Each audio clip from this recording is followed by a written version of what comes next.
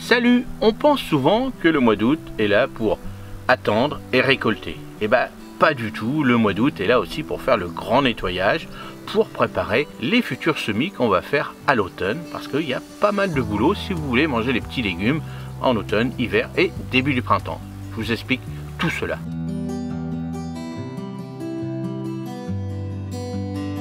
Pourquoi nettoyer le potager en août? Pour faire de la place aux cultures d'automne, épinards, mâches, navets. Pour éviter les maladies, feuilles de tomates au sol, légumes abîmés. Pour limiter les limaces, les mouches et autres parasites. Pour rééquilibrer les planches, certaines trop pleines, d'autres vides.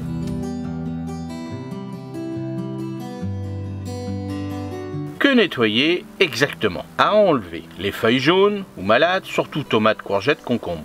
Les légumes en fin de vie et non récoltés, éclatés, pourris, trop petits.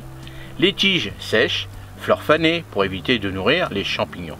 Les mauvaises herbes envahissantes, attention à ne pas retourner tout le sol. À ne pas enlever. Les plantes en pleine production, même si elles font un peu fouillis. Les plantes qui protègent le sol ou servent de paillage vivant. Les pieds de tomates ou aubergines s'ils sont encore verts et sains.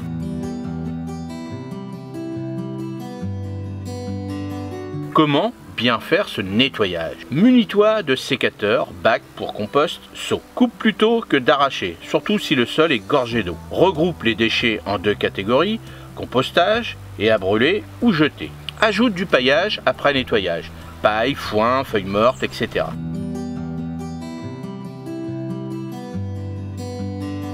Et après le nettoyage, profite pour faire un petit semis rapide, radis, mesclun, laitue, etc. Tu peux aussi enrichir le sol, compost, fumier bien mûr, engrais verts à venir. Préparer les tunnels ou abris, si tu en as, pour les plantations d'automne.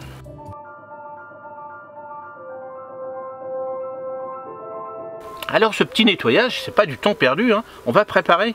Là, vraiment, on est entre deux, on a récolté. Vous voyez, mon jardin, mon potager commence là. Je vais récolter mes pommes de terre, donc ça va être libre. Donc je vais préparer tout ça. Je vais, par rapport à mon plan que j'ai préparé en début d'année, qu'est-ce que je vais faire après les pommes de terre? Qu'est-ce que je vais faire ci? Qu'est-ce que je vais faire là?